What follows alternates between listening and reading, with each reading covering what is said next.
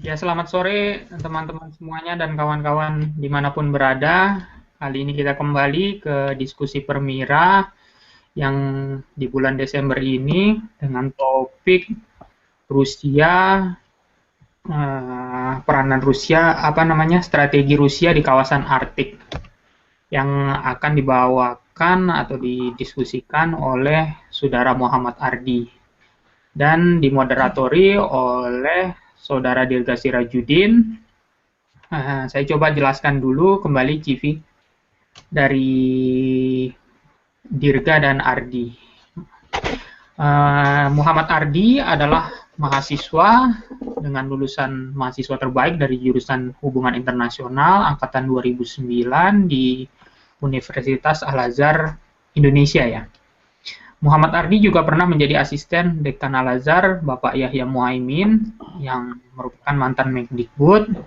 Saat ini Muhammad Ardi berkuliah di Northern Arctic Federal University dengan mengambil studi Eropa dengan fokusnya Arktik. Dan moderator kali ini Saudara Dirga Sirajudin.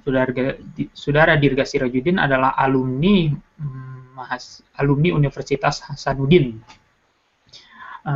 Sekarang Dirga Sirajudin mengambil jurusan keamanan internasional di Russian State University for Humanity. Mungkin sekarang kita, bagi teman-teman yang ingin bertanya bisa langsung chat atau komen di live YouTube, bisa langsung, nanti kita akan langsung tanyakan lewat moderator dengan Saudara Ardi. Saya kembalikan ke moderator, silakan Dirga. Ya, terima kasih Bung Rido. Pertama-tama selamat sore waktu Moskow kawan-kawan. Assalamualaikum warahmatullahi wabarakatuh. Saat ini kita akan melanjutkan diskusi rutin Permira edisi Desember, di mana pada saat ini kita akan membahas terkait strategi Rusia di kawasan Arktik itu sendiri. Nah, pembahasan kali ini akan difasilitasi oleh Muhammad Radi Ardi, seperti yang sebelumnya dijelaskan bahwasanya Bung Ardi ini spesifikasi kawasan Arktik untuk kawasan Arktik. Nah, untuk sebagai pengantar saja bahwasanya kawasan Arktik ini di Rusia merupakan kawasan strategis, di mana kawasan Arktik merupakan kawasan penyeimbang untuk kawasan Baltik, khususnya dari segi sisi militer, keamanan, dan lain sebagainya. Pun kawan-kawan jika ini ada yang mau menyampaikan pertanyaan ataupun yang menginterupsi, silakan menuliskan komentarnya di live YouTube chat live YouTube Permira Rusia, dan akan saya fasilitasi untuk ditanyakan kepada Saudara Ardi. Untuk menghemat waktu dan tempat, saya persilakan untuk kawan Ardi. Ya, terima kasih Mas Dirga.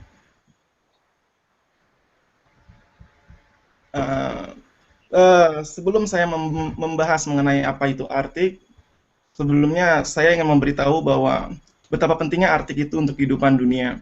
Bagaimana letak geopolitik Arktik sangat mempengaruhi kehidupan dunia. Di Arktik tidak hanya udara dingin, polar bear, ataupun sesuatu yang tidak penting. Arktik ini sesuatu hal yang sangat penting. Tetapi ada kurang baiknya adalah ketika geostrategis Indonesia atau Southeast Asia yang letaknya jauh dari Arktik itu, sehingga tidak ingin mendekati Arktik lebih jauh. Pada dasarnya adalah apa sih itu Arktik? Tapi sebelum kita bicara mengenai apa itu Arktik, tahukah teman-teman sekalian bahwa negara-negara maju di dunia Asia, terutama China, South Korea, India, Jepang, mereka sudah melakukan hubungan Arktik dengan lebih jauh, yaitu dengan hadirnya mereka di Arctic Council. Dan mengejutkan sekali adalah seperti ini, Singapura, tetangga kita, mereka melakukan hubungan langsung terhadap Arctic Council, ikut masuk ke dalam Arctic Council. Pertanyaan berikutnya adalah, kenapa? Kan begitu. Tetapi sebelum saya berbicara, hari ini saya tidak berbicara tentang Arctic Council itu sendiri, ataupun tentang apa interest mereka di Arctic Council. Hari ini saya akan berbicara mengenai apa yang diinginkan oleh Rusia di kawasan Arktik. Sebagai pembuka, Bung Mas Rido, bisa dilihat presentasi saya? Halo?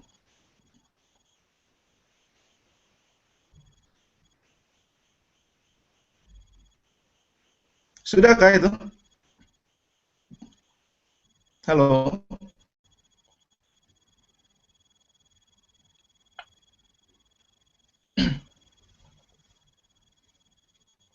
Bisa saya lanjutkan kah, Mas Dirga? Ya, silakan, silakan, Bung. Mungkin Oke, oke. lagi maintenance, Balik Bung ke, Rido. balik ke slide saya saja. Ya, eh, sebentar.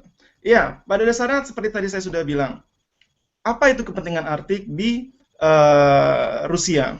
Eh, sebentar, sebentar, maaf dulu. Saya,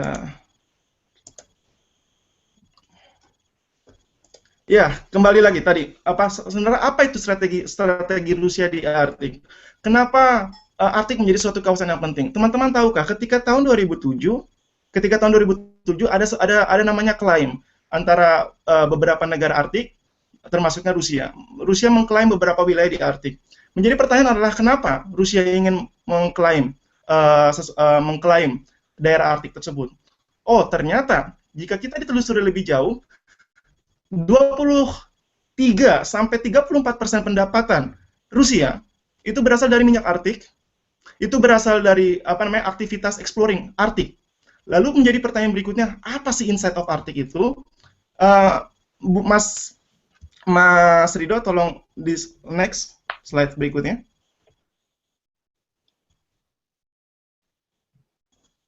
Ya, berbicara mengenai kawasan Arktik. Kawasan Arktik itu mengandung 13 sampai 30% cadangan minyak dan gas dunia, 10 sampai 25% gas dan oil output global. Di Arktik mengandung banyak mineral, terutama gold, zinc, lalu rubber dan sebagainya. Lalu di inside Arktik itu sendiri masuk pada 9% pasokan dari batubara dunia. Tidak hanya itu, Arktik menjadi hebat karena sekarang menjadi major fishing ground, di mana kita tahu ekologi Arktik sangatlah hebat. Dan yang Sami Glove nih, atau yang sangat terbaik saat ini adalah, yang sangat diminati oleh dunia saat ini adalah jalur alternatif NSR. Apa itu NSR? Nanti akan saya beritahu. Betapa hebatnya Arktik saat ini sehingga Tan Guojiang dari International Institute of International Studies, Tan Guojiang dulunya adalah duta besar Cina untuk Norwegia, dia mengatakan bahwa Arctic as the new Middle East in the energy resources and the new lifeline in global economy. They have increased inputs in scientific research and political, economic, and make efforts to dominate the future of the world. Betapa pentingnya Arctic ternyata di sini, gitu kan? Berikutnya, next, Mas Dirga, Mas Rido. Jikalau kita melihat di sini, ternyata Arctic countries itu, sebelum kita bicara mengenai 8 Arctic countries, tahukah teman-teman sekalian kenapa negara-negara seperti Finlandia, Swedia, Norwegia, dan sebagainya mereka hidup sejahtera? Mereka berpacu kepada Arctic, mereka berpacu kepada natural resources-nya, dan mereka memprotek segala sesuatunya itu. Tapi di sini adalah Rusia ingin mengambil haknya. Hak dalam hal di sini adalah beberapa klaim yang diklaim oleh dunia saat ini tidak sama seperti halnya yang diklaim oleh Rusia. Rusia menginginkan sesuatu hal namanya Lomonosov Ridge, di mana lepas pantai 200 km lepas pantai termasuk dari UNCLOS itu seharusnya dimiliki oleh Rusia. Tetapi di sini Lomonosov Ridge itu tidak dijatuhkan, tidak diberikan kepada Rusia. Lalu berikutnya adalah mengapa ini terjadi? Rusia saat ini sangat menempatkan Arktik sebagai kawasan strategisnya. Karena seperti saya tadi sudah bilang, 22% sampai 34% pendapatan Rusia termasuk dari dalam Arktik. Lalu bagaimana cara Arktik ini untuk menjaga wilayah itu, menjaga kredibilitas dari eksplorasinya? Berikutnya adalah seperti ini. Next, Mas Dirga, Mas Rido. Berikutnya adalah seperti ini. Eh, aha. Nah, lalu berikutnya adalah dalam hal Rusia, Rusia sangatlah unik. Ketika tahun 2008, Rusia menghidupkan kembali apa itu Port Arhangelsk di tempat saya belajar sekarang. Rusia menghidupkan kembali Port Arhangelsk. Lalu kalau gambar berikutnya Russian flag in Lomonosov Ridge, itu adalah pada dasarnya hal ini tidak disetujui oleh UNCLOS, tetapi Rusia melakukan itu. Dia mengatakan bahwa ini adalah kawasan saya. Mengenai apa kawasan itu, nanti akan saya bicarakan. Lalu yang berikutnya adalah Russia Icebreaker Ship. Seperti saya beritahu sebelumnya. Negara-negara di Asia sangat menginginkan ada apa yang namanya North Sea Road. North Sea Road adalah suatu jalur sangat hebat ketimbang melewati jalur asal dahulu, lewat dari bawah, lewat dari Mesir dan India dan sebagainya. Dan Rusia ingin menjadi pelopor dari menjadi pelopor. Bisa jadi bukan bilang pelopor, Mas Dirga, lebih ke arah orang-orang yang ingin melintasi Laut Arktik harus mengizinkan dari administrasi dari Rusia terlebih dahulu, tidak boleh langsung jalan, dan harus membeli atau harus menyewa kapal penghancur es dari Rusia. Nanti apa itu akan saya beritahukan berikutnya. Lanjut, ya.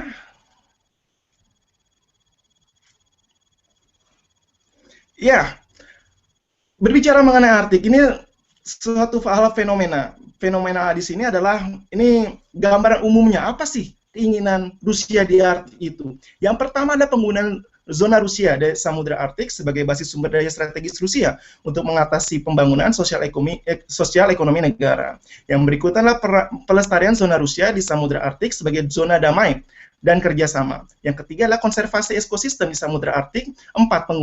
Penggunaan rute laut utara atau North Sea Road sebagai komunikasi transportasi nasional yang terintegrasi zona Rusia di Samudra Arktik. Di sini terlihat bahwa Rusia menginginkan hal ini. Tetapi pada dasarnya menurut saya pribadi hanyalah embel-embel Rusia mengenai visinya. Sebenarnya yang paling dia pentingkan adalah, Mas Rido, mohon dilanjutkan.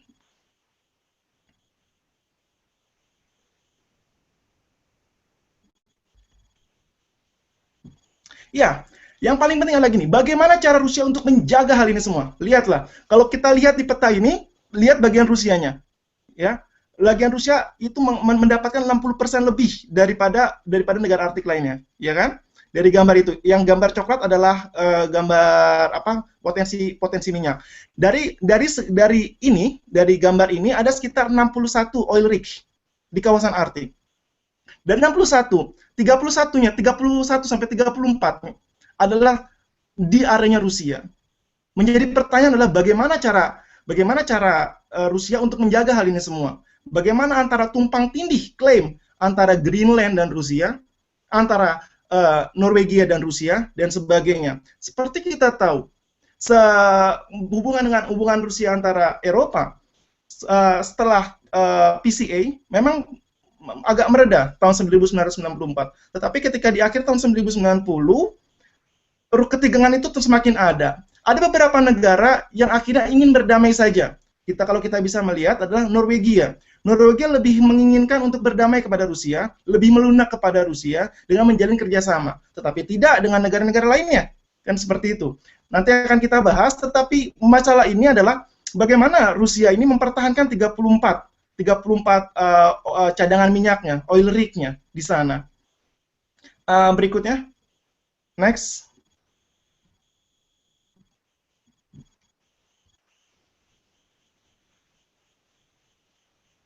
Iya, seperti saya sudah beritahu, inilah yang diinginkan oleh Asia sebenarnya. Bisa kita lihat, tuh kita baca dulu aja. North Sea Road adalah perubahan iklim yang mengakibatkan pencarian es di Samudra Arktik semakin cepat. Terjadi justru dapat membuka akses Rusia ke Samudra Arktik. Akses tersebut dikenal dengan rute laut utara atau North Sea Road dan menjadi salah satu kepentingan nasional Rusia. Analisis mengenai ketertarikan Rusia atas kelebihan rute laut utara dapat dilihat dari penghematan waktu dan biaya. Tujuan dari Hamburg ke Yokohama melalui rute laut utara lebih hemat 40% dibandingkan melalui terusan Suez. Lokasi dari Hamburg lebih panjang jika menggunakan terusan Suez daripada rute laut utara. Rute laut utara memberikan 40%.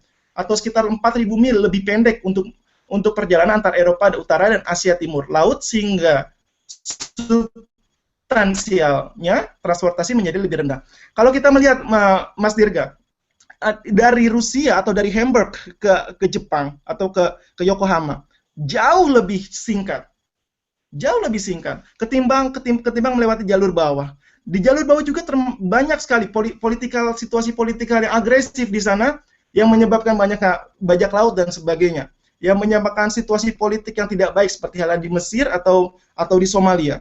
Banyak kehilangan di sana, sehingga orang berpikir melelehnya Arktik ini menjadi pembuka juga terhadap ekonomi baru, yaitu bagaimana melewati jalur itu. Sebenarnya North Sea Road itu juga sama, ada untuk di Kanada, dia melewati Kanada juga ada. Nah, dinamakan dengan Northeast Passage, tetapi itu tidak kalah pamornya, tidak kalah menangnya terhadap Rusia. Rusia lebih unggul di sini. Kenapa? Letak geostrategisnya. Untuk apa lewat Kanada kalau bisa lewat Rusia dari bawah? Kan seperti itu. Jadi di sini rute North Sea Road ini sangatlah fantastik di sini. Untuk sedikit informasi saja, negara-negara seperti Singapura sudah memantapkan kakinya di Arctic Council. Untuk apa? Untuk mendapatkan akses rute ini.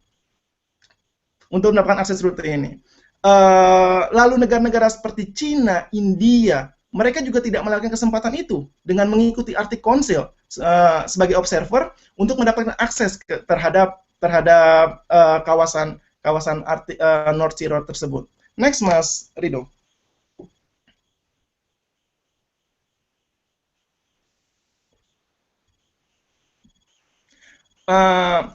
Boleh dinyalakan aja itu videonya. Ada video? Sedikit sebentar saja.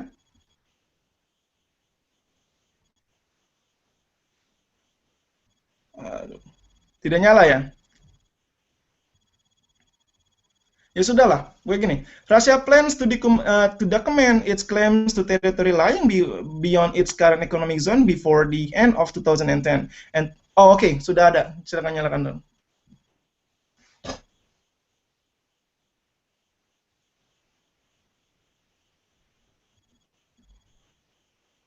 Naval base in the Arctic and restart naval patrols in the region. Russia's interest in the Arctic has both an economic and security dimension, one which will only grow as the region will become more accessible in the coming decades. However, following through with such plans will be both technologically difficult and expensive. So for now, such naval plans can be seen mostly as military posturing on the part of Moscow.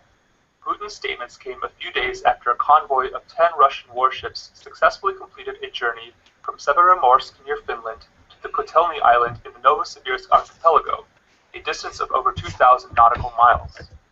This journey went through the Northern Sea route along Russia's Arctic coastline, an important transit corridor increasingly used for commercial shipping.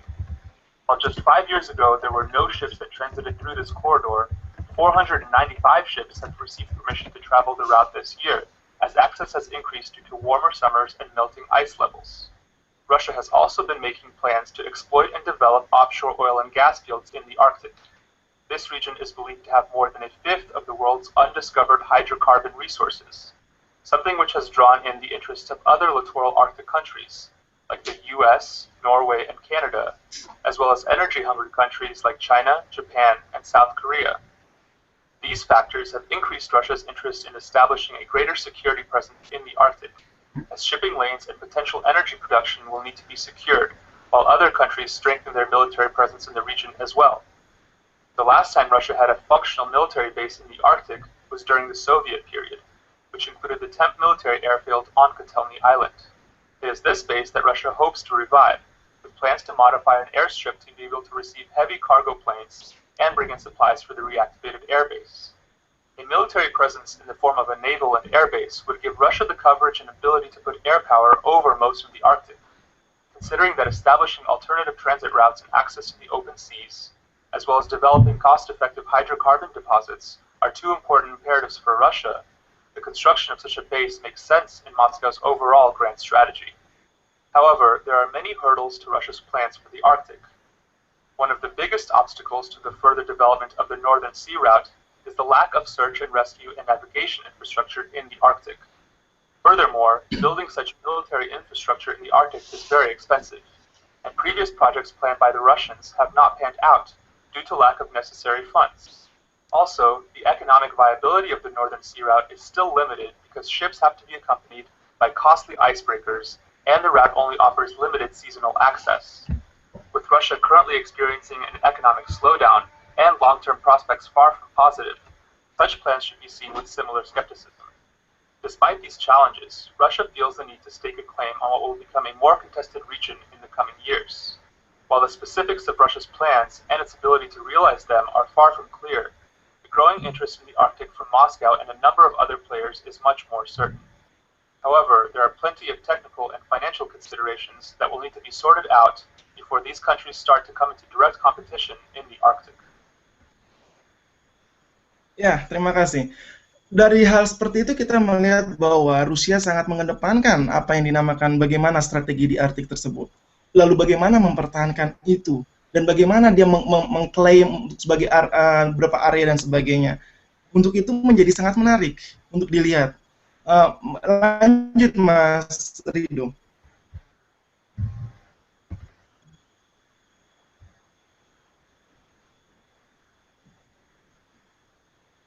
Ya, tahukah teman-teman sekalian bahwa Rusia melanjutkan diri. Rusia memang tidak pernah punya apa yang namanya kitab putih pertahanan dan sebagainya. Tetapi ketika Rusia menerbitkan Russia's New Arctic Strategy yang langsung ditandatangani oleh Putin itu sendiri tahun 2008, itu menjadikan suatu hal yang menggegerkan, terutama bagi negara-negara Arktik itu sendiri, dan terutama Alaska, Amerika Serikat, dan juga Kanada. Beberapa langsung menerbitkan beberapa buku, di antara adalah Russia and the North dan Russia Arctic Strategy: The Future of the Far North, yang mendiskusikan bagaimana Rusia ini terhadap kawasan ini. Lanjut saja next, Mas Rido.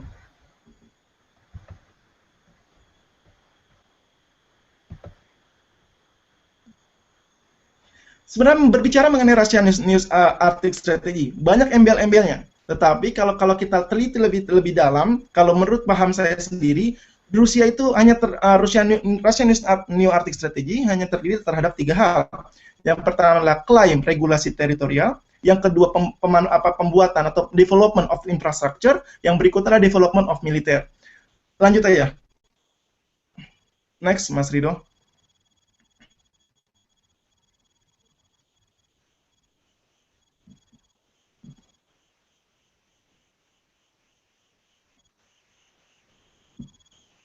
Ya, ini menarik, sangat menarik sekali. Seperti tadi saya bilang, kenapa Russia's New Arctic Strategy menjadi hal yang seksi atau hal yang hangat untuk dibicarakan.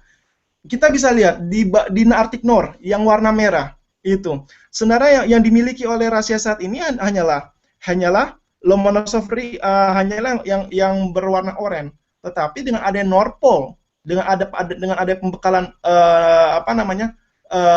pengklaiman di tengah-tengah ini, di tengah-tengah North Pole itu, lalu mengakibatkan bahwa sesuai dengan UNCLOS harus memberikan 200 milnya terhadap daerah internasional, mengakibatkan area Rusia akan semakin besar. Area semakin besar intinya apa? Menjadi kekhawatiran bagi tetangga tersendiri. Lalu akan menjadi hal bisa dibilang tidak bebas lagi orang untuk melewati North Pole dan sebagainya. Di sini tahun 2008 Rusia menghabiskan dana lebih dari $1 miliar Amerika Serikat.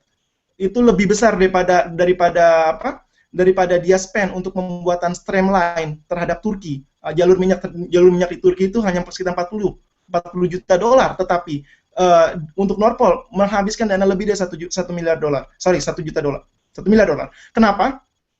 Karena Rusia, dalam hal ini Rusia melihat bahwa betapa besar potensi yang dimiliki untuk mendapatkan hal itu dan berapa besar keuntungannya terhadap Rusia, sehingga Rusia melakukan apapun. Ekspedisi dimulai tahun 2007 dengan ekspedisi teman-teman di Arktik, juga teman-teman di universitas saya itu, beberapa profesor, mahasiswa S2 dan sebagainya melakukan analisis apa itu Lomonosov Ridge, dan akhirnya itu diberikan kepada PBB. Tetapi pada saat hal ini masih dipospon, belum diberhentikan, tapi masih dipospon, sehingga masih ada kemungkinan Rusia untuk mendapatkan hak klaim tersebut. Lanjut, Mas Rido.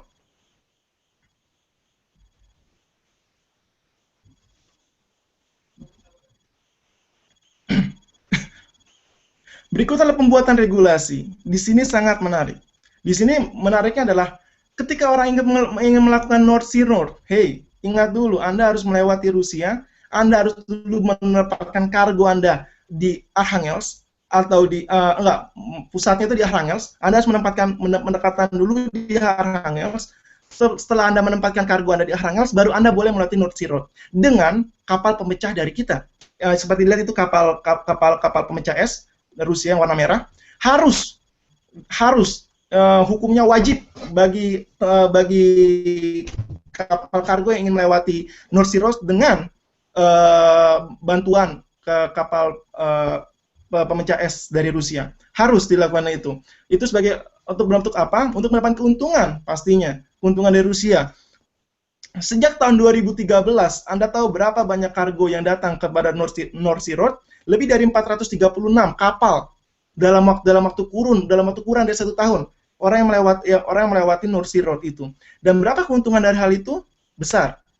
Keuntungan Rusia terhadap North Sea Road sangatlah besar karena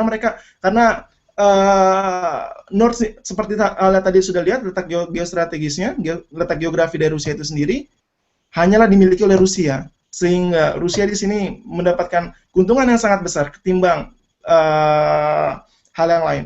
Lanjut, Mas Rido.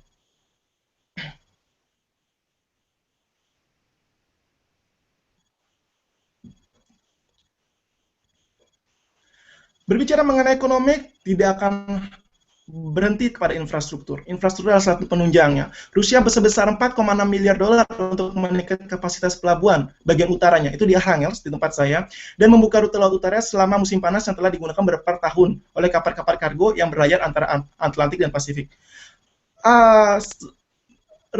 Rusia melakukan Arctic Strategy dimulai dari tahun 2009 hingga 2012, 2013 sampai 2015, 2016 sampai 2020. Mereka memberikan 3 step terhadap hal itu. Dalam 3 step itu apa yang harus mereka lakukan? Yang pertama adalah Rusia telah membeli kapal galangan dari Finlandia.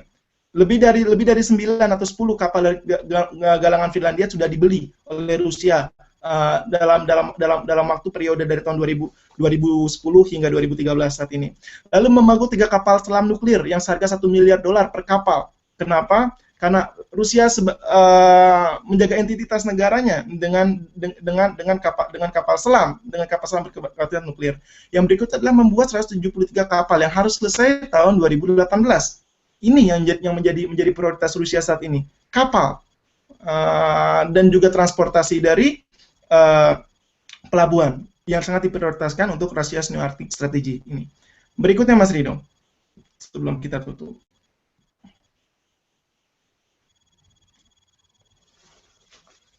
Berbicara mengenai 3 hal tadi, ini yang terakhir dan paling sangat menarik. Seperti hal kita tahu ada namanya, kalau di politik kita mengenal dengan istilah dengan jadi saya seperti ini. Ketika negara meningkatkan keamanannya, security dilemma. Ketika negara membuat pertahanan, bagi negara tersebut itu bukan masalah, tetapi bagi tetangga adalah suatu masalah, dan itu harus dicegah. Harus kita tahu bahwa modernisasi militer Rusia sangatlah hebat dari kurun waktu 2008. Delta 3 di-upgrade sedemikian rupa untuk menjadi Delta 4. Delta 4 adalah kapal selam super canggih yang memiliki teknologi nuklir yang bisa pergi hingga 3.800 km. Ini sangatlah hebat, ini sangatlah ditakuti. Lalu yang paling menarik adalah ketika tahun 2013 ini menandai dari Arctic New Strategy itu, ada namanya di Lagoda 2013, di mana salah satu parade besar-besaran Rusia di Arktik itu terjadi di tahun 2013. Mereka ingin mengatakan bahwa Arktik ini adalah milik kita. Kita pemain besar di sini. Hati-hati dengan kita. Pada saat seperti itu. Berikutnya.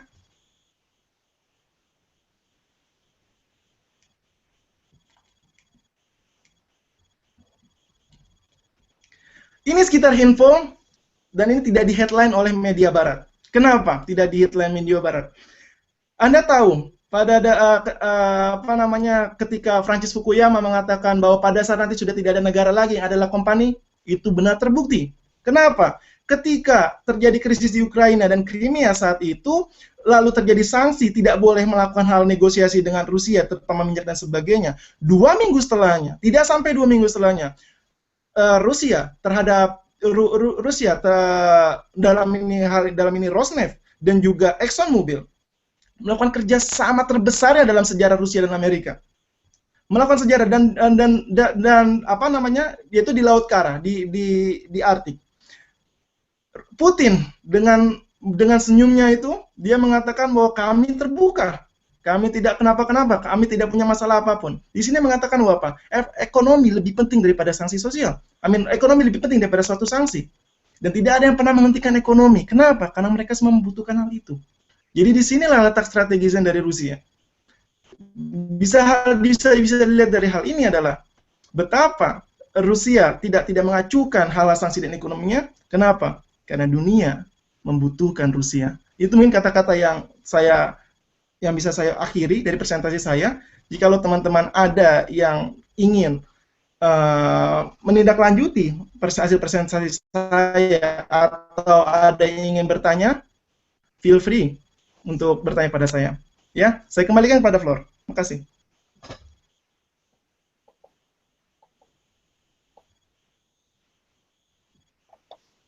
Ya, terima kasih Bung Ari atas penjelasannya terkait Arktik pentingnya kawasan Arktik ini untuk dunia, baik itu melalui jalur perdagangan dan geostrategi dalam artian secara kapabilitas militer. Nah, di sini saya mencatat ada beberapa yang menarik, mungkin ya bisa di-floorkan lagi lebih ini ke teman-teman Ardi. Pertama itu terkait geopolitik. Arktik itu sendiri terkait polar bear. Mungkin bisa dipaparkan secara gamblang aja atau secara in general bahwa polar bear itu Arktik dalam kaitannya polar bear itu seperti apa ya Bung ya? Untuk polar bear. Gini, geopolitik polar bear ini cukup menarik Mas Dirga. Tetapi pada dasarnya polar bear ini adalah menekankan suatu kepentingan Rusia di Arktik dan suatu hal yang menekankan bahwa jangan main-main kepada Rusia terhadap di Arktik. Pada dasarnya seperti itulah, ada garis besarnya ketika kalau kita hanya mau melihat garis besarnya. Tetapi geopolitik polar bear ini pada dasarnya sudah tergantikan oleh Russian Arctic Strategy ketika tahun 2008. Memang benar pada dasarnya Russian Arctic Strategy ini menjadi disegani sebagai pengganti dari geopolitik polar bear karena geopolitik polar bear tidak menekankan visi dan misinya, tidak menekankan eksistensinya, seperti halnya tidak adanya buku putih Rusia, tidak ada buku putihnya Rusia terhadap militer. Rusia tidak memiliki buku putih terhadap itu, tetapi dalam Rusia Arctic Strategy seperti halnya sudah menginclude apa itu kepentingan Rusia di sana. Jadi itulah sepertinya yang bisa disampaikan Bung Dirga. Begitu. Oh ya, terima kasih Bung Ardi. Ini ada pertanyaan dari teman-teman ini. Saya bacakan. Pertama terkait pengeboran minyak di Arktik itu sendiri. Seperti kita ketahui bahwasanya aktivis Greenpeace itu memprotes aktivitas pengeboran minyak di sana yang dengan kata lain dapat merusak lingkungan karena mereka harus mengebor minyak dengan mengkorbankan es yang sehingga terjadi pelelehan, es menjadi meleleh dan mengakibatkan suhu air naik, permukaan air naik ke daratan dalam artian seperti itu. Bagaimana tanggapannya terkait ini, khususnya yang ditanyakan ini terkait lingkungan, terkait aktivitas pengeboran minyak di sana? Ya, terima kasih. Itu pertanyaan sangat baik dan sebenarnya tidak ada jawabannya untuk hal itu. Karena ketika kita berbicara mengenai internasional politik, hanya satu hal yang harus kita lihat adalah dengan kacamata Anda, dengan kacamata apa Anda melihat suatu masalah. Ketika Anda bicara dengan permasalahan green thought atau dengan lingkungan, ya benar. Aktivitas ekonomi manusia itu akan merusak lingkungan. gitu. Tetapi kita harus ingat, kita hidup di liberalisasi era di mana aktivitas kita, kacamata kita sudah tersudutkan untuk bagaimana mendapatkan kapital. Di sini harus kita lihat ada seperti itu. Benar, Greenpeace itu sudah mengatakan tidak ada lagi namanya Arctic Oil. Mereka melakukan parade di Arctic dan sebagainya. Tetapi itu nothing. Kalau kita melihat adalah Russian News Arctic Strategy memberikan embel-embel terakhir terhadap konservasi. Embel-embel, saya katakan sih embel-embel. Bukan berarti saya di Rusia, tapi saya buta terhadap apa namanya perilaku yang salah juga terhadap Rusia. Benar, itu salah. Benar, itu menghancurkan. Tetapi mau bagaimana? Karena Anda pikir, apakah North Sea Road dengan kapal penghancur es itu tidak melelehkan es? Melelehkan. Lalu berikutnya dengan apa namanya minyak, apakah itu tidak menghancurkan ekosistem? Menghancurkan. Tapi itu adalah apa? Liberalisme, di mana semua orang melihat dengan kapital, dengan keuntungannya bagaimana.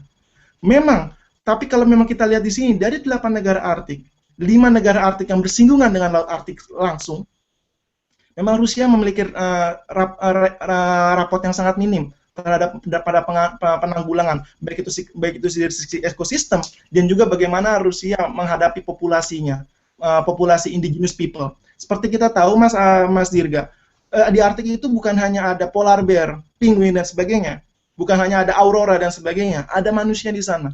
Lebih dari 12 juta, 14 juta itu orang hidup di Arktik. Dan mereka sudah tinggal di sana itu bukan hanya hitungan 10, 20 atau 100 tahun, dihitung sudah berabad-abad tahun.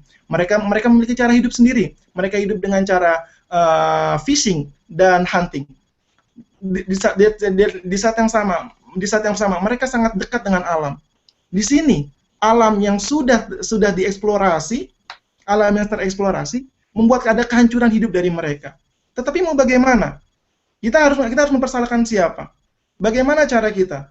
Menghentikan minyak oil? Tidak bisa. Lalu bagaimana cara kita? Itu adalah salah satu PR besar untuk kita. Tetapi pada dasarnya juga tidak bisa juga ketika dibilang Rusia merusak juga. Tahukah Anda ketika protokol Kyoto itu diterbitkan? Protokol Kyoto itu diterbitkan bukan hanya untuk mengurangi emisi, tetapi bagaimana jual beli emisi. Apakah benar ketika Anda membuka lubang di salah satu bagian, lalu Anda memberikan uang untuk menutupi lubang di salah satu bagian karena penutupan emisi tersebut? Itu juga tidak bisa dong, tidak adil. Tetapi kembali lagi, hanya dengan kacamata apa kita melihat suatu fenomena? Di sini memang benar ada possibility di sini, tapi ada perusakannya. Tetapi Rusia dalam New Arctic Strategy ini, mereka walaupun ini hanya embel-embel, tetapi benar, sudah lebih dari 16, saya lupa datanya, memberikan hal untuk konservasi lingkungan, untuk sustainable lingkungan dan sebagainya. Telah digunakan, telah dijalankan, tetapi memang tidak bisa untuk diberhentikan. Apa yang dilakukan oleh Norwegia, Denmark, Alaska, dan Kanada sama. Hanya saja di sini terlihat bahwa Rusia memiliki area yang lebih besar, kapabilitas yang lebih besar dalam hal ekonomi, tetapi memang sedikit agak minim untuk mendapatkan hal konservasi itu. Tapi bukan berarti tidak. Rusia juga melakukan. Kalau kita melihat bahwa dari tahun 2009 sampai 2012 sudah ada konservasi banyak di Arkhangelsk atau di Selat di Murmansk. Sudah banyak dilakukan hal itu. Bagaimana konservasi ekologi dan sebagainya. Tetapi ada satu hal yang menarik di sini, Mas. Setelah saya tinggal di Rusia memang kaya akan alam dan sebagainya. Tetapi Rusia sangat susah untuk mengeksplorasi. Bukan karena hal korupsi, tapi memang sangat susah untuk bagi investor untuk mengeksplorasi seperti hal pohon dan sebagainya. Di sini mungkin catatan baik terhadap Rusia. Tetapi negara tetap saja mengeksplorasi itu. Begitu. Itu tidak bisa ditutup. Mungkin gitu kali ya jawaban dari saya. Ada lagi? Ini bukan ada lagi, Bung. Ini banyak pertanyaan ini. Saya harus memilah pertanyaan yang mana lagi nih. Oh, ini terkait tadi jika saya sampulkan bahwasanya bentuk pencairan es di Rusia itu ya segala sesuatunya itu memiliki sisi positif dan sisi negatif itu sendiri. Tergantung bagaimana kita melihatnya. Nah, di sini ada yang bertanya terkait kebijakan Rusia itu sendiri di kawasan Arktik terkait infrastruktur pelabuhan dan dia menanyakan bagaimana sebenarnya kebijakan Rusia itu terkait kondisi Arktik dengan geostrategi Arktik, hubungannya dengan jika kita mencoba membandingkan semacam kebijakan Indonesia sekarang yang merupakan negara maritim, namun ternyata bentuk infrastruktur pelabuhan itu belum cukup memadai. Yang ada justru pembuatan tol laut, sementara kita adalah mendeklarasikan diri sebagai negara maritim. Garis besarnya secara garis besar itu seperti itu, Bung Ardi, pertanyaan dari teman-teman. Ya, ini sudah jadi Jokowi efek ini ceritanya. Ya, jadi gini, cerita mengenai Rusia. Rusia itu ada bedanya antara Rusia terhadap ada bedanya antara Rusia terhadap Indonesia tentunya. Rusia itu ketika dia mengalokasi anggaran, mungkin tetap ya, saya tidak menutup kemungkinan bahwa Rusia korupsi. Rusia salah satu negara terkorup dengan peringkat 127 dunia. Sedangkan Indonesia sudah korup aja dengan peringkat 107 kalau saya tidak salah. Memang korupsi, tetapi di satu sisi dia ada hasilnya. Rusia selalu menginginkan ada hasilnya. Ketika duit itu sudah digulurkan, selalu ada hasilnya.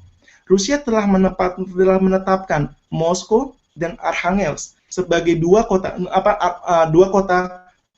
untuk mendapatkan satu hal pelabuhan, bukan di Saint Petersburg, tapi di Arkhangelsk. Kenapa? Karena lebih ke arah ke jalur Arktik, lebih ke arah Rusia ke Asia, bukan dari Eropa. Di sini terlihat memang sudah ada hasilnya. Dan semuanya ketika Arktik strategi itu digulirkan, telah terlihat bahwa adanya memang benar adanya transportasi, bagaimana Rusia bernegosiasi untuk membeli kapal penghancur es dari Finlandia. Lalu bagaimana Rusia etika terhadap Cina ketika dia membuat pelabuhan dibiayai oleh Cina loh. Ingat, salah satu investor besarnya adalah Cina. Cina membiayai sangat banyak sekali untuk pembuatan pelabuhan ini. Menghadapi compare terhadap Indonesia. Menurut saya seperti ini. Tol laut bukan disalahkan lah pada dasarnya. Tol laut itu adalah salah satu visinya Indonesia terhadap bagaimana menciptakan negara yang berawal dari desa, yang berangkat dari desa, bukan berangkat dari kota. Harus kita apresiasi lah. Tetapi pada dasarnya memang tidak ke arah kemaritiman.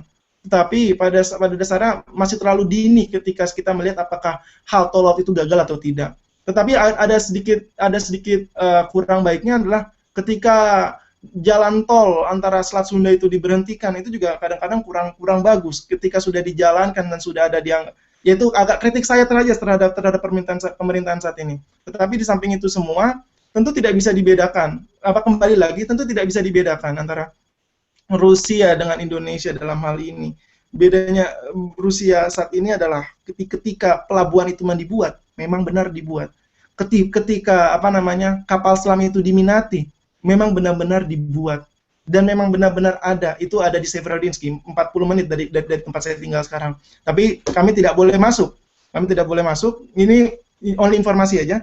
Kalau ada satu orang asing masuk ke dalam Severodvinsk itu, polisi tidak akan tanya banyak-banyak. Dia hanya mengatakan Anda pergi, saya beri waktu 11 hari pergi untuk Rusia dan tidak boleh kembali ke Rusia selama-lamanya. Itu cukup menarik. Karena di sana kapal selam nuklir dan sebagainya memang dibuat di 40 menit dari tempat saya tinggal ini sekarang. Mungkin begitu kali Mas ya. Ada lagi? Oh ya, makasih Mas, Bung Ardi. Ini ada pertanyaan dari Bung Ardi juga dari Tanah Air Indonesia. Dia menanyakan seperti ini, apakah ada hubungannya kebijakan Rusia di Arktik dalam kaitannya minyak dengan kebijakan aneksasi, bukan kebijakan sih, peristiwa aneksasi Crimea di Ukraina, di mana sepengetahuan saya bahwasanya memang dua wilayah ini merupakan jalur minyak, satu melewati jalur darat, satu merupakan jalur laut, dan Rusia berada di tengah-tengahnya. Mungkin seperti itu pertanyaannya. Iya, saya udah tahu pasti akan ada yang bertanya seperti ini. Ini lucu. Tapi sebelum saya menganalogikan teman-teman terhadap aneksasi, adakah teman-teman sekarang yang membicarakan tentang Crimea saat ini? Apakah sudah terganti dengan isu krisis Ukraina? Kira-kira. Kalau menurut saya di sini adalah mereka sudah tergantikan pola pikirnya. Mereka tidak lagi berbicara mengenai aneksasi Crimea. Kenapa? Putin melakukan, kalau dalam hal ilmu politik, melakukan dengan apa yang namanya diversionary taktik atau taktik pengalihan. Melakukan hal di Donbas yang saat ini yang hari ini masih bergulir, peperangan itu lebih dari 4.000 orang meninggal. Tapi dunia sudah lupa akan aneksasi Crimea. Itu menarik. Tetapi harus kita lihat di sini adalah jalurnya berbeda. Ketika kita berbicara mengenai minyak, memang awalnya ada jalurnya melalui Ukraina dan akhirnya ke Eropa. Seperti kita tahu, Eropa akan mati tanpa Rusia. Dalam waktu 2 minggu, Jerman akan mati. Kenapa? 30% pasokan minyaknya dari Rusia, 70% pasokan batu bara dari Rusia, gasnya dari Rusia. Negara seperti Jerman tidak akan pernah menyimpan gas di negaranya kalau negara itu tidak ingin meledak. Sehingga apa? Dia akan tetap memproduksi. Berikutnya adalah 2 minggu yang lalu adalah Ukraina tetap menginginkan adanya jalur eksplorasi migas, yaitu minyak dan gas. Tetap. Kenapa? Eropa membutuhkan. Negara-negara seperti Italia dan sebagainya, negara-negara seperti Yunani dan sebagainya, mereka mendapatkan pasokan minyak 80% dari Rusia, 30% dari Iran. Jadi pada dasarnya tidak bisa Rusia mereka mengalahkan Rusia dalam hal ini, dalam hal dependensi mereka. Tetapi ada hal yang menarik adalah ketika seminggu yang lalu ketika kunjungan Putin ke Turki, Putin melakukan negosiasi deal terhadap Erdogan, Perdana Menteri pemimpin Turki Erdogan, yaitu dengan pembuatan South Stream route, jalur minyak yang melewati Turki terlebih dahulu. Dia lebih penting bernegosiasi terhadap Turki ketimbang kepada Ukraina sekarang. Saat ini geostrategis geopolitik Rusia sudah berubah. Mereka mendekatkan diri kepada Turki. Mereka menginginkan agar nantinya pipa untuk ke Eropa itu tidak melewati dari Ukraina kembali, tidak melewati dari Bulgaria atau Hongaria, tapi langsung melewati kepada Turki. Karena dia merasa Turki lebih baik ketimbang Uni Eropa dalam hal bernegosiasi. Jadi seperti itu. Tetapi berbicara mengenai minyak dan gas ini di Arktik itu hanya eksplorasinya, bukan pengirimannya. Mereka memiliki cadangan, saya lupa berapa kubik, tetapi dari 64 potensi minyak ada 34 di Rusia. 16 diantaranya belum tersentuh.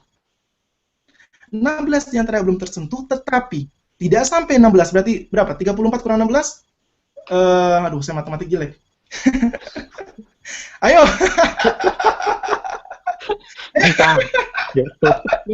Ya itu. Aduh. Sudah dieksplorasi oleh ExxonMobil. 18, Bung. Itu benar. 16. Anda menghitung pakai kertas ya?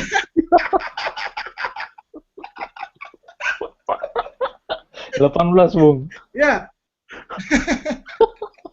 18 belum tersentuh. Dengan kurang 18 sudah ada ExxonMobil, yaitu melanjuti jawaban apakah itu ada pengaruhnya terhadap aneksasi Crimea.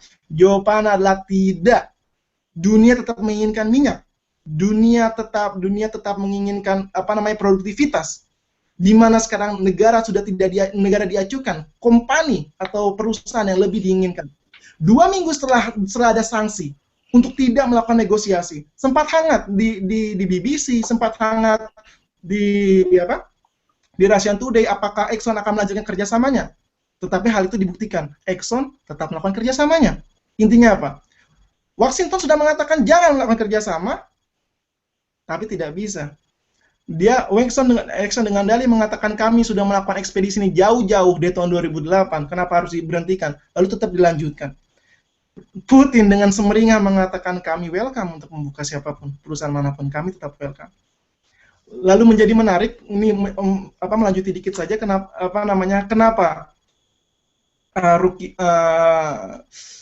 rubel mata uang Rusia itu hancur dalam dekade 3 minggu terakhir, dari arah 34 sekarang sudah 71, tapi sudah turun di hari Jumat kemarin sekitar 59 1 rubel. Kenapa? Cara mematikan Rusia mudah, sebenarnya pada dasarnya. Turunkan harga minyak. Negara ini hanya memajukan diri kepada minyak. Karena kenapa? Rusia masih memiliki cadangan minyak hingga 300 tahun. Beda dengan Indonesia yang hanya dalam waktu 20 tahun sudah habis. Jadi seperti itu. Dengan bernegosiasi terhadap Arab Saudi, lalu dengan eksplorasi juga di Amerika Serikat, harga minyak banyak kelebihan produksi. Demand-nya tidak ada, supply kebanyakan, murah harganya. Hingga menyentuh 50 ya, 50 berapa per barel. Itulah yang menyebabkan ekonomi Rusia hancur. Tetapi tidak bisa dikatakan negara ini akan mengalami krisis sama seperti tahun 98. Orang mengatakan boleh akan terjadi krisis karena harga inflasi terlalu tinggi dan harga dolar terlalu tinggi, tapi tidak. Rusia memiliki lebih dari 4.000 miliar devisa negara. Tidak sama seperti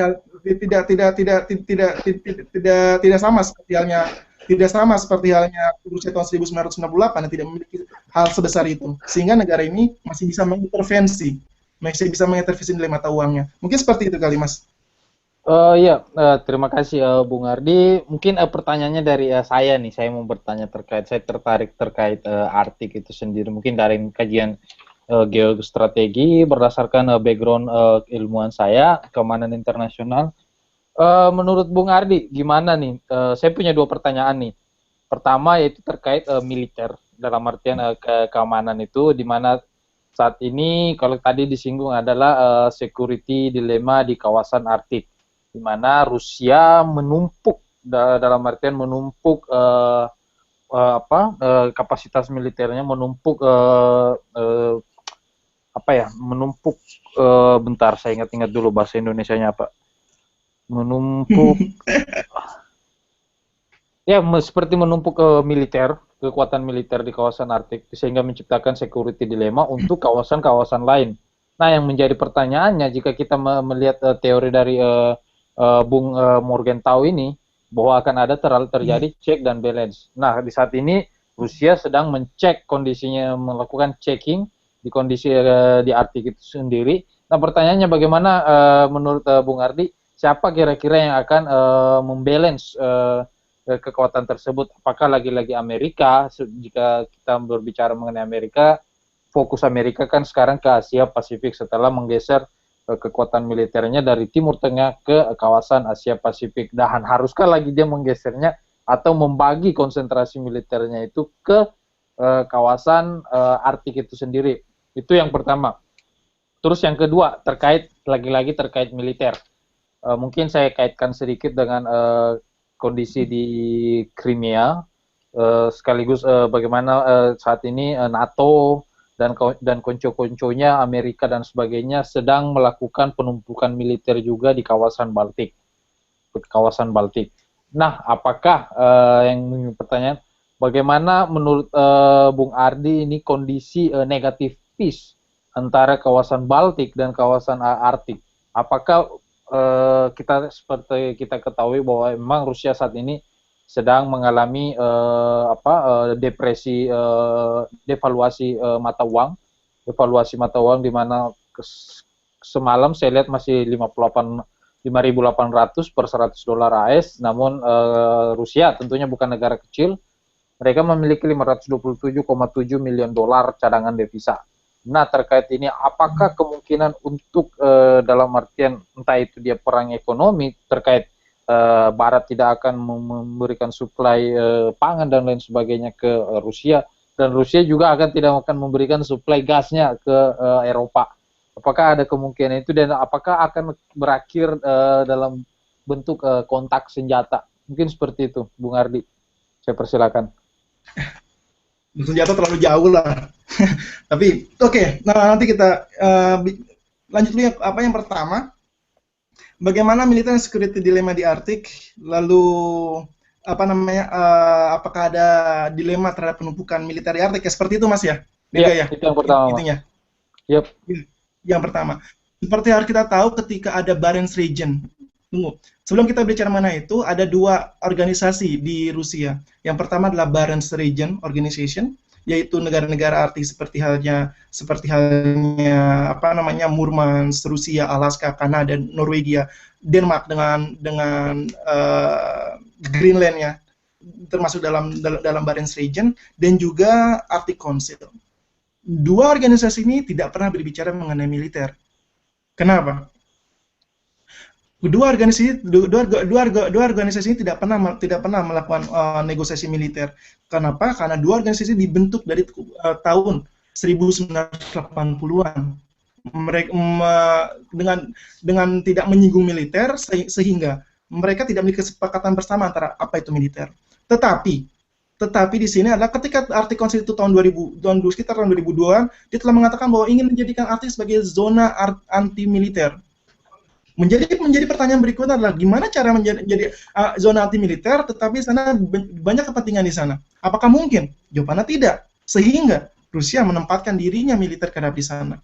Menjadi security dilema? Ya, benar, menjadi security dilema. Amerika Serikat juga dalam waktu 1 bulan melakukan hal yang sama. Amerika security dilema, Amerika for the Arctic regions, yang langsung ditandatangani oleh Bush saat itu. Sehingga intinya apa? Mereka selalu akan ada seperti itu. Tidak akan ada ketika suatu negara melakukan militer lalu tidak ditangkapi. Tidak akan pernah. Kenapa? Amerika Serikat dan Rusia adalah threat masing-masing di setiap negara. Amerika Serikat dan Eropa adalah threat, ancaman bagi setiap negaranya. Tapi ada beberapa hal yang menarik di sini. Ketika sebenarnya Arctic Strategy itu sudah dilakukan oleh Norwegia tahun 2006.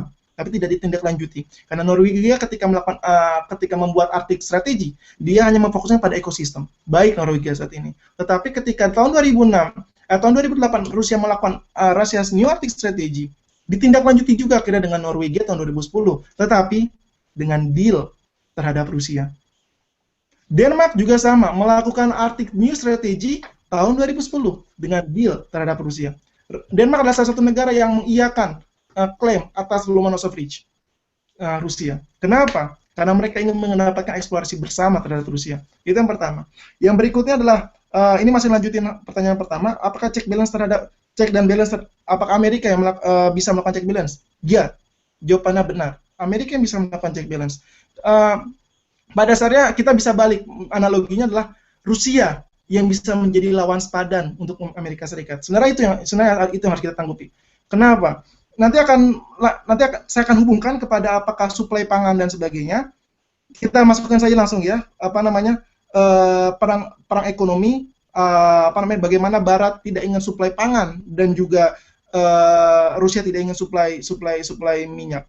Menjadi menarik seperti ini, Bung Dirga. Tahukah beberapa kerugian Barat, lebih tepatnya atau kita bisa lihat Jerman, Belanda, Jerman dan Belanda, Spanyol yang mendapatkan kerugian lebih dari 9 billion dalam waktu dua bulan ini. Kalau kita baca Russian Today, siapa yang bilang bahwa negara yang ketergantungan itu jelek? Tidak. Rusia mengatakan bahwa kami ketergantungan, tapi kami bisa memainkan politik di sini.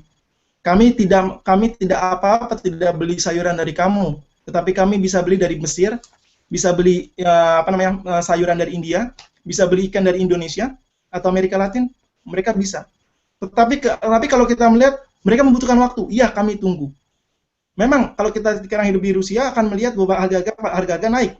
Sebelum mata uang ini rendah mereka naik. Kenapa? Mereka masih menunggu produksi dari Mesir, ikan dari Indonesia, ataupun sayuran dari India dan sebagainya. Amerika balik lagi kepada Rusia menjadi lawan sepadan untuk Amerika dalam hal ini. Kenapa? Karena ketika kita melihat sirkulasi Uni Eropa, bagaimana Uni Eropa bagaimana pemilihan Uni Eropa, siapa pemimpin dan bagaimana mereka akan selalu mengatakan bahwa please jangan lunak terhadap Rusia. Tapi menjadi menarik adalah kemarin salah satu figur di Italia yang seharusnya akan menggantikan Christian Carton karena dia memiliki legitimasi sangat besar di sana, kepercayaan sangat tinggi, jatuh, tidak dipilih kembali. Kenapa tidak dipilih? Karena dia melunak terhadap bagaimana bernegosiasi terhadap Rusia. Rusia merupakan momok, tapi juga teman bagi Eropa. Jadi seperti itu. Yang berikutnya adalah militer NATO dan Amerika di kawasan Baltik. Ya, benar. Tetapi ada pertanyaan begini. Terlalu tinggi lah ketika kita bicara ada intervensi militer. Kalau kita dengan kacamata liberal, tidak akan mungkin ketika Prancis ingin melakukan perang terhadap Rusia. Di satu sisi, Rusia ingin membeli kapal, kapal warship, kapal dari Prancis. Itu sudah terjadi dari tahun 2006. Sekarang sudah mau dikasih, itu tahun 2015 itu mau dikasih. Apa mau digagalkan? Berapa kerugiannya itu yang pertama? Lalu berikutnya adalah ketika NATO mau berantem dengan Rusia. Sekarang saya tanya, siapa pemilik modal paling tinggi di Inggris? Adalah mereka, konglomerat Rusia. Sekarang saya mau tanya, apakah NATO ingin bertengkar dengan Rusia ketika lebih dari 8 juta turis Rusia datang ke Spanyol setiap tahunnya? Pemasukan dari mana itu? Kalau misalnya Spanyol ingin bertengkar dengan Rusia. Lalu berikutnya lagi, apakah mungkin ketergantungan Brussel, ketergantungan Jerman terhadap Rusia itu bisa dihentikan ketika 30% cadangan minyaknya harus dipasok dari Rusia? Itu menarik ketika saya melihat ada perjanjian, nanti saya bisa saya sebarkan perjanjian itu, ada tulisan begini, mengingat waktu sudah sebentar lagi akan musim dingin. Itu tercantum dalam tulisan. Intinya apa? Mereka ketakutan ketika musim dingin tidak memiliki gas. Jadi seperti itu. Tahun 2030 jangan kaget, Jerman akan mendapat pasokan Rusia lebih dari 70%. Sehingga apa di sini? Jadi tidak ada bisa lagi. Rusia adalah ancaman, tapi juga teman. Mungkin seperti itu. Kembali lagi, Mas. Oh ya, terima kasih Bung Ardi. Di sini ada pertanyaan nih yang bagus nih menurut saya dari teman-teman di tanah air. Bagaimana dengan terkait perubahan jalur perdagangan yang melewati utara, North Sea Road. Bagaimana perubahan jalur ini? Apakah Indonesia ataupun negara Southeast Asia atau Singapura akan kehilangan jalur pelayaran dikarenakan rute tersebut? Dan saya dalam kaitannya dari sisi ekonomi, mungkin seperti itu, Bung Ardi. Ya, sangat bagus sekali, Mas. Sangat bagus sekali. Sekarang saya bertanya, apakah kalau misalnya North Sea Road itu sangat mengganggu Singapura, akan menghancurkan rutenya Singapura? Bagaimana dengan India? India menginginkan loh ada North Sea Road. Mereka termasuk dalam Arctic Council. Arctic Council itu adalah suatu organisasi. Ya, nanti skripsi saya juga berbicara mengenai Arctic Council dan possibility-nya terhadap Indonesia, tapi masih nanti. Sekarang saya sedang menyusun tesis itu. Kita harus melihat itu satu-satu, setiap negara. India ketika di Arktik menjalinkan hubungan dengan Arctic Council, ada dua hal kepentingan utama, yaitu adalah research dan North Sea Road. Research karena kita tahu mencairnya es itu akan bisa menghancurkan dari letak menenggelamkan India, bisa menenggelamkan India, sehingga dia melakukan banyak riset di sana. Menarik ketika North Sea Road, kenapa dunia atau negara-negara besar Asia menginginkan North Sea Road ini? Harus dilihat adalah North Sea Road bebas, free dari konflik. North Sea Road memberikan jaminan Anda terhadap kebebasan free navigation. Menjadi pertanyaan adalah, apakah dapat hal yang sama di jalur yang bawah itu, jalur lewat dari jalur Mesir, dari jalur Mesir, tidak akan mendapatkan hal yang sama. Kalau misalnya di jalur Mesir, North Sea Road, hanya negosiasinya pada satu hal, Rusia, negosiasilah dengan negara itu, selesai. Mau negosiasi dengan siapa lagi? Orang Eropa, Finlandia, Norwegia dan sebagainya sudah ngikut kok. Dia tidak mungkin melakukan hal macam-macam. Jepang segala juga udah ngikut kok. Negara tidak macam-macam. Tapi lewat bawah. Bagaimana? Somalia, Sudan, Mesir. Masih mending sekarang Mesir sudah diganti Al-Fatah al-Sisi. Kalau masih Ikhwanul Muslimin, mungkin bisa terjadi ada hal penutupan itu. Jadi pada dasarnya begitu. Kepastian dari barang, kepastian dari kargo itu lebih dikedepankan. Dan juga seperti kita tahu, rute perdagangan itu lebih ke arah Eropa dan Asia, lebih tepatnya Asia Pasifik. Dengan hal seperti Asia Pasifik itu akan lebih mudah lewat dari atas ketimbang lewat dari bawah. Lebih singkat dan juga lebih aman. Mungkin kayak gitu. Ada lagi, Mas? Oh ya, nih terakhir pertanyaan dari adik Ani dari Indonesia. Saya bacakan saja langsung ya Ya. pertanyaannya dari Kak adik Ani ini. Saya mahasiswi dari Indonesia. Saya tertarik untuk kuliah seperti kakak. Tapi pertanyaan saya, jika selesai kuliah nanti, kira-kira bidang pekerjaannya kakak di mana ya? Kalau kakak Ardi pulang ke Indonesia, telepon aku ya, 081 784 6887. Oh, Ini telepon aku. Namaku Ani. iya, iya, iya. Seperti itu. Oke, oke, oke. Ya, nanti saya telepon insya Allah. Ya, ini untuk Mbak Ani, untuk di Ani mungkin ya, karena masih kuliah. Saya bukannya saya ini, saya mungkin ada salah satu, bukan salah satu, mahasiswa pertama dari Indonesia yang menekuni bidang artik. Menekuni bidang artik kenapa? Karena bidang artik seperti dia anti mainstream lah jatuhnya lah. Betul Bung Dika? Betul Mas Dirga ya. Jadi pada dasarnya tidak meneliti artik tidak sama meneliti Afrika. Afrika memang memiliki potensi akademik, tapi konflik dan sebagainya akan lebih susah untuk mendapatkan hal itu. Akan lebih susah untuk mencermati hal itu.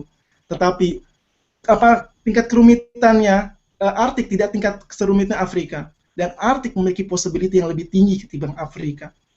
Arktik memberikan sesuatu hal yang menarik, terutama seperti kita tahu kita ingin mendapatkan jalur pelayaran, itu lebih penting daripada di Afrika. Seperti kita tahu kita ingin mendapatkan jalur potensi minyak, itu lebih penting daripada di Afrika dan sebagainya. Kalau kita mau melihat anti mainstream ya, pembahasan anti mainstream, karena biasanya HI akan berpacu pada Rusia, Eropa, lalu berpacu kepada Timur Tengah dan sebagainya. Itu mainstream lah. Tapi kalau tidak mainstream biasanya itu Afrika dan Arktik, itu sudah dari setnya itu. Tapi Arktik sini lebih menarik, sangat menarik untuk meneliti. Lalu untuk pekerjaan nanti pada dasarnya siapa yang tahu masa depan. Tetapi kalau memang kita masih dikit dan kita memang memiliki pengetahuan yang bagus untuk itu, siapa yang tahu kita akan menjadi diplomat untuk Arktik di masa depan? Kita nggak ada yang tahu. Pada dasarnya seperti itu. Mungkin gitu aja kali. Mungkin diskusinya saya cukup sampai di sini. Sudah seperti biasanya diskusi online Permira ini kita batasi waktunya kurang lebih 1 jam dengan beberapa kawan-kawan, dengan beberapa pertanyaan dari kawan-kawan. Oke, bagi teman-teman yang belum sempat kami tanyakan pertanyaannya langsung ke Bung Ardi, mungkin bisa mengkontak di Permira Rusia via Facebook atau via email, bisa dilihat di situs ppi-rusia.org. Di situ ada kontak Permira, bisa menanyakannya lebih langsung. Pun jika ada kawan-kawan yang ingin berpartisipasi dalam artian sparing panel untuk mendiskusikan suatu hal, kita dari Permira sangat terbuka untuk kegiatan tersebut. Nah, selanjutnya bulan edisi diskusi selanjutnya adalah bulan Januari tahun 2015 terkait tema pembicara masih akan kami diskusikan. Saya harap teman-teman dapat berpartisipasi dalam acara tersebut. Mungkin saya kembalikan ke kawan Ridho Bustami.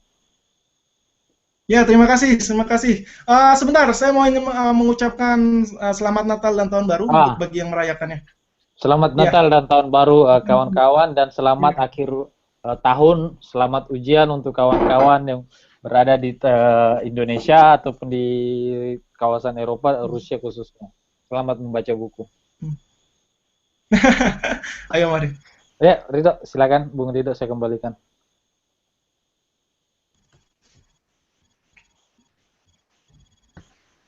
Ya, terima kasih kami sampaikan kepada Bung Dirga dan Bung Ardi. Sangat menarik diskusinya. Semoga diskusi ini menjadi manfaat. Ya, kita cukupkan. Mungkin nanti sampai ketemu di bulan depan ya, dengan diskusi selanjutnya. Terima kasih teman-teman. Tahun depan ya, tahun depan 2005. Terima kasih teman-teman. Ya, sama-sama, mari.